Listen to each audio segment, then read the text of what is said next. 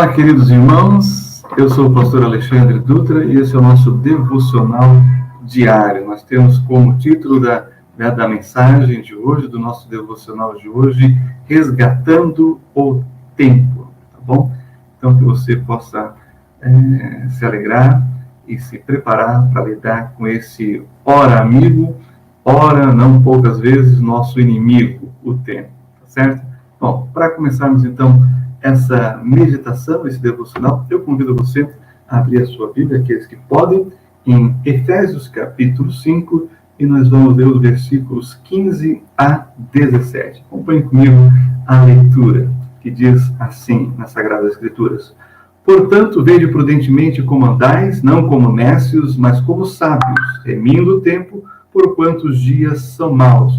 Por isso, não sejais insensatos, mas entendei qual seja a vontade do Senhor. Quando a gente pensa nesse tema tão interessante que é o tempo, nós temos aí algumas coisas para refletir. E, claro, não podemos deixar de lidar com aquilo que alguns estudiosos do comportamento, alguns estudiosos desses novos tempos que estamos vivendo, dessa chamada pós-modernidade, tem a dizer. Por exemplo, você já ouviu a seguinte expressão: vivemos em um tempo diferente, de constantes mudanças, de relativismo das coisas, das instituições e das verdades? Pois é, isso é o chamado pós-modernismo, ou o mundo líquido, como disse Zygmunt Bauman, ou, como também já comentou o pastor Gilberto Celeste, da PEC, ele diz o seguinte: é uma maneira diferente de pensar, de sentir e de agir. E você já percebeu que tem um tempo também diferente para fazer ou resolver as coisas? Pois é por isso que nós temos essa exortação aqui da Sagrada Escritura para despertar a como lidarmos da melhor maneira possível com o tempo. E aqui tem um grande desafio para a vida de cada um daqueles que são discípulos e seguidores do Senhor Jesus Cristo. Quando a gente pensa também na exortação bíblica de remir o tempo, porque ela está no modo imperativo aqui, remindo o tempo, mas uma ordem que é uma ação contínua, ou seja, é dada a ordem, mas você não vai lá e realiza ela uma vez só e depois está tudo resolvido. Não, você tem que estar sempre realizando ela. Então, é uma ação contínua que nós temos que lidar aqui com o tempo, tá bom? Agora, para entender o valor do tempo, precisamos fazer algumas perguntas às pessoas em determinadas circunstâncias. Só assim nós vamos poder emitir um juízo de valor acerca do tempo e como lidamos com ele. Para você perceber o valor de um ano, pergunte para um aluno que repetiu de ano. Já para você perceber o valor de um mês, pergunte para uma mãe que teve o seu neném prematuro, não é verdade? Para você perceber o valor de uma hora, pergunte aos apaixonados que estão aguardando o momento de se encontrar. Para você perceber o valor de um minuto, pergunte para quem perdeu o ônibus, o trem, o avião. E olha que interessante, para você perceber o valor de um segundo, pergunte para alguém que conseguiu evitar em um segundo um acidente. E tem mais, para você perceber o valor de 1/1000 de segundo, pergunte para quem ficou em segundo lugar na Olimpíadas. Então percebam que há um modo diferente de lidarmos com o tempo em determinadas circunstâncias. É por isso que tem uma frase muito interessante que diz o seguinte: valorize cada momento que você tem. Ontem é história. O amanhã é um mistério. O hoje é uma dádiva. Por isso chamamos de presente. Você deve entender que o presente é uma dádiva de Deus. É esse momento que você tem agora. E você deve pensar e refletir sobre isso, para que você possa se alegrar nessa dádiva celestial que o Senhor te concede a cada manhã. Tá certo? Bem, essa porção bíblica aqui de Efésios capítulo 5, versículos 15 a 17, é aquilo que chamamos de transição do texto. Perceba que no versículo 15 tem a palavrinha portanto, né? Bem, esse portanto do versículo 15 nos chama atenção para a nossa relação para com uma vida pregressa. Então, quando o capítulo começa e o assunto começa a ser desenvolvido, tem algumas premissas aqui. E o apóstolo Paulo está falando da nossa vida pregressa, ou seja, falando do nosso passado, o que éramos, para a gente poder entender e valorizar o que somos e para poder estabelecer prioridades para aquilo que devemos lidar, que vem como futuro, que é um mistério que vai ser revelado a cada manhã, tá bom? Então, tendo isso em mente, a gente deve olhar para o contexto do texto, a fim de compreender dentro do contexto maior, tá certo? Seu texto no contexto. Bem, quando ele fala de vida pregressa, ele está falando de vida que você vivia no passado, que não agradava a Deus, e ele manifesta, por exemplo, no capítulo 3, 3 tipos de pecado: fornicação, impureza e avareza. São pecados que corrompem a alma, tá certo? Já no versículo 4, ele fala, capítulo 5, versículo 4, ele fala torpezas, tolices, né, que são ou parvoíce, né, também aparece no texto, né, na nossa tradução, e zombarias, que seriam aí aquilo que também aparece já no texto, como chocarrices, né? Ou seja, pecados que você comete a partir da corrupção do corpo, compara com as outras pessoas no seu relacionamento interpessoal.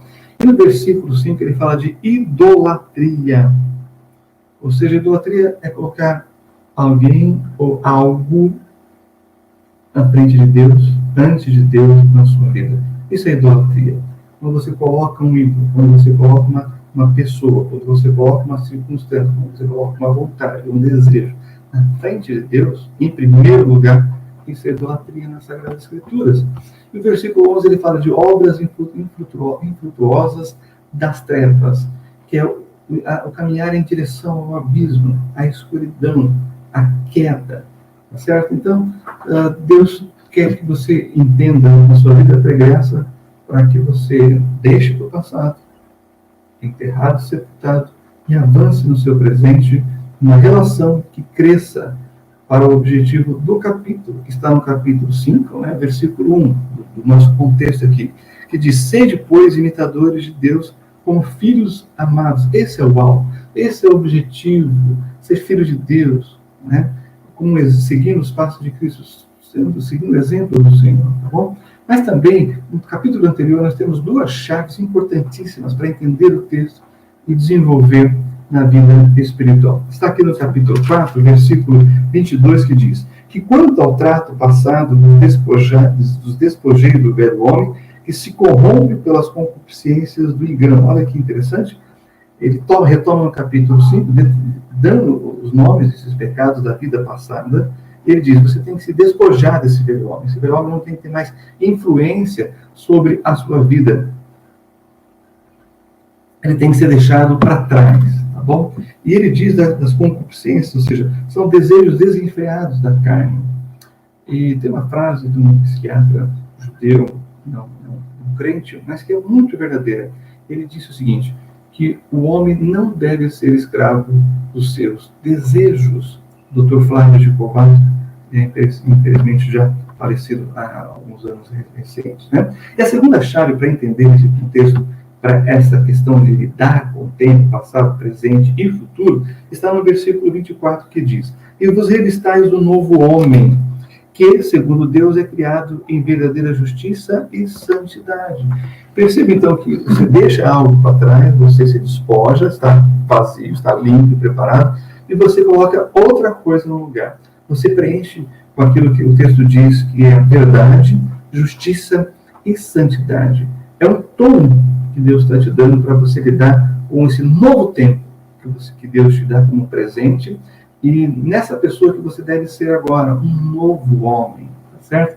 Então, é isso aqui, essas 2 chaves para a gente entender o capítulo 5 de uma melhor forma. Já no capítulo 5, quando a gente volta para o nosso texto, temos a expressão remindo o tempo. Remir o tempo quer dizer aproveitando o tempo da melhor maneira possível. Deixa eu te dar um alerta aqui. Aproveitar o tempo da melhor maneira possível não quer dizer você deve, né, dizer para os seus filhos, para o seu cônjuge, para as pessoas que precisam de você agora, que você está preparando, planejando umas férias maravilhosas na Disney ou em qualquer outro lugar do planeta. Não.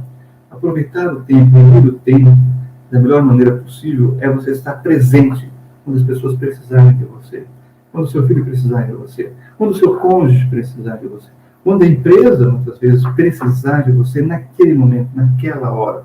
Aí é o aproveitar o tempo, tá certo? De qualidade. É quando você está disponível, disposto e pronto, e muitas vezes preparado para poder socorrer alguém que está necessitando daquele tempo com você, tá bom? Então, quando o seu filho disser, pai, você tem um tempo, esse é o tempo de qualidade, essa é a oportunidade, esse é aproveitar também da melhor maneira possível. Agora, como o tempo não pode ser poupado ou armazenado, o dia de ontem passou e não volta mais, é por isso que o apóstolo Paulo, inspirado pelo Espírito Santo de Deus, está nos dizendo, então, para resgatarmos a qualidade do tempo que temos diante de nós.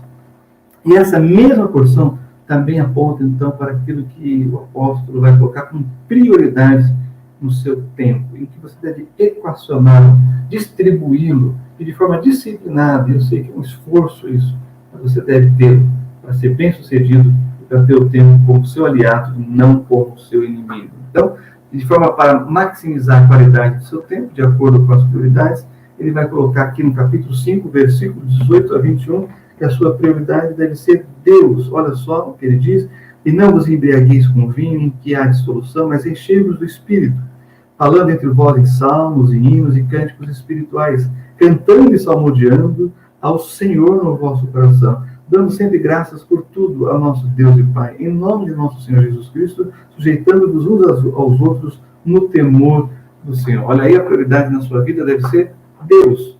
Deus deve ser prioridade na sua vida. Na questão de relacionamento com Deus, somos convocados sempre a tomarmos na fonte, ou seja, no Espírito. O Espírito Santo de Deus, o outro Consolador, enviado pelo Senhor Jesus. Essa é a nossa fonte. Ele diz como, através de salmos, hinos, cânticos espirituais, a comunhão, né, com o próximo, com os nossos irmãos de fé, com aqueles que têm a mente de Cristo, certo? Através da leitura das Sagradas Escrituras, através, né, de você estar conectado em Deus e permitindo que você seja saciado, né, alimentado, abençoado diretamente na fonte, que é o nosso próprio Deus. Ou seja, é aquele tempo a sós com Deus, de oração, de leitura da palavra, mas também é aquele momento que você pode ouvir os louvores, né, ter a sua mente, no seu coração preenchido com os salmos, com os cânticos espirituais. Você possa ter essa disciplina de, no seu carro, no momento que você tem, estar ouvindo os louvores que edificam a sua vida, que falam a sua alma, que enche o seu coração, tá certo? Então, pense nisso. Deus é sua prioridade, como você tem se relacionado com Ele, é muito importante. Também nós temos aqui na sequência, interessante, nós temos na sequência a questão do casal, da família, capítulo 5, versículo 22 a 33, nós temos aí nesses textos o propósito do casal, né? A missão do casal, tá certo? A definição dos papéis, e aqui nós estamos no momento em que as pessoas não sabem mais quais são os seus papéis no ciclo da família, qual é a função, qual é o papel do pai, da mãe, dos filhos, e em relação entre eles também. Bem, entendendo o que está escrito aqui, você vai ter harmonia e amor na sua relação conjugal, tá bom? Tem uma história que conta, né, na questão do passar o tempo de um casal, que é a seguinte: no primeiro ano de casamento, a mulher fica doente, o marido, preocupado, ela leva para o hospital, e como a comida não é boa, ele leva a comida de casa para a mulher. No segundo ano de casamento, a esposa fica doente, o marido não a leva para o hospital, mas chama ao médico, diz que ela deve ir ao médico. No terceiro ano de casamento, a mulher fica doente, o marido pede para ela ir descansar. No quarto ano de casamento, a esposa fica doente, o marido pede para ela dar comida para as crianças, lavar a louça, arrumar a casa e depois ir descansar. Qual é a moral dessa historinha? Que com o passar do tempo, ou as coisas melhoram, ou as coisas pioram. Depende de você. Depende de você, da sua prioridade, da sua relação com o tempo, da sua relação com as pessoas que estão à sua volta. O texto vai dizer também no capítulo 6, no versículo 4, a questão dos pais com os filhos. E eu vou ler para você, Efésios capítulo 6, versículos de 1 a 4, que diz: Vós, filhos, sede obedientes aos vossos pais no Senhor, porque isto é justo. Honra teu pai e a tua mãe, que é o primeiro mandamento com promessa, para que te vá bem e vivas muito tempo sobre a terra. Esse é o papel dos filhos. Agora, olha o papel dos pais. Versículo 4. E vós, pais, não provoqueis a ira aos vossos filhos, mas criai-os na doutrina e admoestação do Senhor. Perceberam o equilíbrio aqui? O papel dos pais e dos filhos? Essa harmonia no lar? Pois bem, esse é aproveitar o tempo, isso é ter um tempo de qualidade. Por falar em tempo de qualidade, invista tempo orando por eles e com eles. Nunca vou me esquecer de uma experiência que eu tive indo pregar numa igreja fora da cidade de São Paulo, na cidade do interior de São Paulo, em que eu dividi o quarto com o filho do pastor e a sua esposa, e antes da gente dormir, oramos, e ele falou para mim assim: olha, pastor, às vezes eu levanto à noite, de madrugada, e eu ouço os meus pais orando, e eu já ouvi eles orando por mim. Olha que coisa preciosa. Você, como pai, deve orar pelo seu filho, mas você também deve orar com ele. Isso é muito importante. Orar por eles e orar com eles, tá certo? Deixa eu contar uma outra história interessante que fala dessa questão do tempo, que é tão corrido, escasso nos nossos tempos pós-modernos, nesse mundo líquido, né? Que é a história que é a seguinte: talvez você não conheça essa história, por isso eu vou contar. É o seguinte: o pai chega em casa depois do trabalho e o filho pergunta para ele: pai, quanto você ganha por hora? E o pai responde: não, mas isso nem a sua mãe sabe, né? Ele responde assim, meio contrariado, né? Aí o filho insiste: pai, mas quanto você ganha por hora? Eu preciso saber. Aí o pai: não vou te falar, esse é um assunto meu, e vai dormir. Então, a criança para de insistir nisso, o pai vai fazer suas coisas, mas aí vem aquela dor na consciência, ele: será que esse rapaz está precisando de algum dinheiro, né? Ele fala: eu ganho R$5, eu quero precisar de alguma coisa. Ele diz: eu ganho R$5 por hora. Aí o filho dele fala assim: pai, então me empresta R$1. Ele: é por isso que você quer saber quanto que eu ganho, né? Aí o filho ficou meio constrangido, mas o pai pensou que deve ser para comprar alguma coisa. Ele pega e dá R$1. Então, o filho todo feliz, né, vai atrás no seu cofrinho e tira mais R$4, junta R$5 e entrega para o pai e diz assim: pai, me vende uma hora do seu tempo. Eu acho que é autoexplicativo, né? Que tempo de qualidade você tem tido com seus filhos? Como eu disse, tempo de qualidade é quando eles precisam de você. Você está presente? Sabe, é naquela hora que eles falam o seu nome ou te chamam. Esse é o tempo de qualidade. Talvez nas férias você vai poder ir para um lugar legal, e divertido, interessante. Mas durante o ano, quando eles precisam, você está presente, você tem tempo, você pode desenvolver esse tempo de qualidade, invista tempo com eles. E por último, nós temos a questão do trabalho. Capítulo 6, versículos 5 a 9, fala da relação funcionário-serviço, patrão, funcionário-serviço. É uma relação também que é o tempo que está em questão ali. Como você tem sido como patrão? Como você tem sido como funcionário? Que você possa aproveitar o tempo para quando vocês puderem estar produzindo, que você possa estar aproveitando esse tempo e produzindo para a glória de Deus, mesmo que seja no seu serviço manual, intelectual, na empresa, na firma, por onde você estiver, tá certo? Então, que Deus abençoe a sua vida ricamente em nome do Senhor.